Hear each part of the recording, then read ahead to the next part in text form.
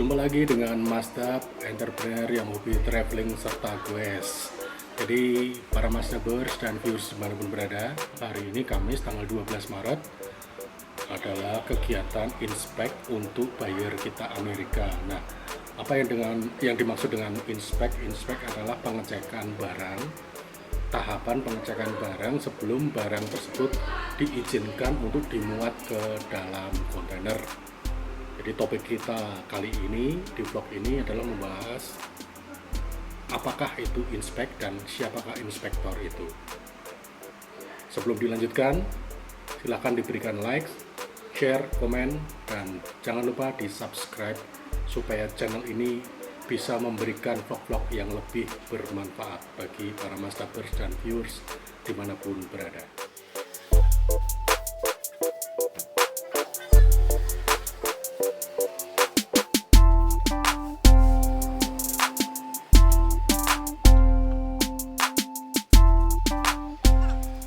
Siapakah yang dimaksud dengan inspektor?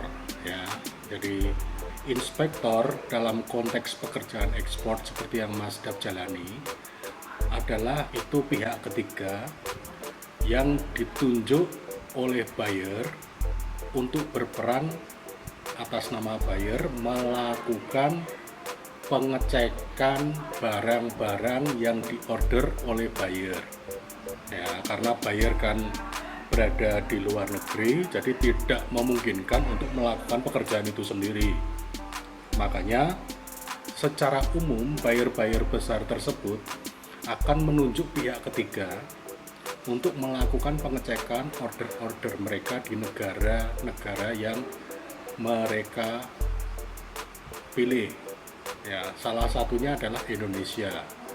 Jadi untuk buyer kita, buyer Amerika ini, kebetulan dia sudah menunjuk pihak ketiga yang berpusat di Vietnam untuk mengirim orangnya ke Bantul di tempat Mas Dap ini dan melakukan pengecekan kualitas barang sebelum barang itu diizinkan untuk dimuat ke dalam kontainer dan kemudian dikirim ke Amerika. Ya, jadi inspektor adalah pihak ketiga yang bertanggung jawab secara kualitas untuk barang-barang yang diorder oleh buyer. Di dalam inspek itu proses apa saja yang dilakukan oleh pihak inspektor. Jadi yang pertama yang akan dilakukan oleh setiap inspektor yang ditunjuk adalah satu, menghitung jumlah barang apakah sesuai dengan yang diorder oleh pihak buyer. Jadi memastikan jumlahnya sesuai, itu yang pertama. Yang kedua, biasanya yang dipastikan oleh mereka adalah mengenai packing. Ya, sistem packing barang itu apakah sudah sesuai dengan persyaratan yang diminta oleh buyer, termasuk di dalamnya satu, cara packingnya. Istilahnya, sebagai contoh, di dalam satu karton itu ada aturannya harus berisi berapa. Nah, yang kedua, aksesoris packing. Di situ meliputi 1 label, 2 barcode, 3 hang tag, 4 silika gel, dan yang terakhir adalah pembungkusnya, kertas pembungkusnya.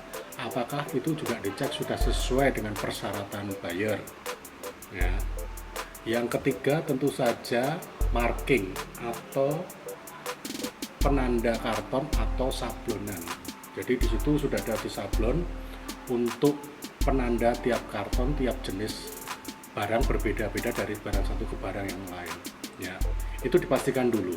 Nah, setelah itu semua dipastikan oke, baru dilakukan pengecekan fisik dari produk yang bersangkutan. Artinya dimensinya apakah sudah sama, terus kualitasnya apakah sudah sama, terus karena barang-barang kita barang-barang natural, terus apakah kekeringannya sudah sesuai dengan yang dipersyaratkan. Ya. Variabel-variabel yang dicek ini akan dikomparasi atau dibandingkan dengan master sampel yang dimiliki oleh buyer tersebut. Jadi akan dibandingkan Kalau sudah sesuai berarti barang itu oke dan tidak bermasalah.